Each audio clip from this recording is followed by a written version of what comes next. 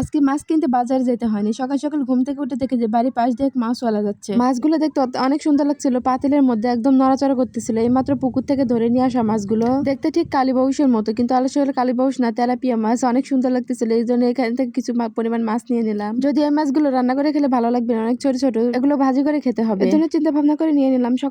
সকালবেলা ভাজি হলেই তো চলে যায়। সাথে যদি একটু ডালে বড়া করে নিই তাহলে তো আর কোনো কথাই নাই, সকাল সকাল এগুলো দিয়ে হয়ে যাবে। এরপর মাছগুলো আমি কেটে বেছে ধুয়ে এরপর কিছু পেঁয়াজ কুচি করে গুঁড়ো করা মসুরের ডাল দিয়ে এগুলো দিয়ে আমি বড়া বানাবো। এর ভেতরে নুন, হলুদ গুঁড়ো, মরিচ গুঁড়ো, ধনিয়া গুঁড়ো দিয়ে একটু পানি দিয়ে কিছুক্ষণ ভিজিয়ে রাখতে হবে, কারণ এগুলো শুকনো গুঁড়ো, এগুলো সময় লাগবে একটু ভিজতে। 5 মিনিটের মধ্যে এগুলো ভিজিয়ে রাখতে হবে যেন বড়াগুলো ভালোভাবে ভিতরে পানি গিয়ে একটু ফুলে যায়। এরপর সব কাজ শেষে কড়াইতে গরম তেল দিয়ে এর মধ্যে বড়া এক এক করে দিয়ে উল্টিয়ে পাল্টিয়ে ভালোভাবে ভেজে নিব। করে না হলে বড়া একদম খেতে মজা হয় না। বড়াগুলো খেতে যদিও অনেক মজা হবে, কারণ এগুলো অল্প আছে, অল্প তেলে পিট করে ভাজি করছিলাম। এগুলো শেষ হলে এরপরে মাছ দিয়ে দেবো। মাছগুলো ঠিক পিট ভালোভাবে ভাজি করে নিতে হবে। যদিও মাছগুলো আমি সব ধরনের মশলা দিয়ে একটু মাখিয়ে রাখছিলাম যাতে মশলাগুলো একটু মাছের ভেতরে যায়, খেতে একটু মজা হয়। মাছ ভাজির পরে এরপর আমি প্রথমে খেতে বসলাম। একটু ডালের বড়া দিয়ে খেতে অনেক মজা হয়েছিল, সাথে একটু মরিচ দিয়ে খেয়ে নিলাম। খেতে এত মাশাআল্লাহ এত সুন্দর মজা হয়েছে, মাছটা অনেক সুন্দর।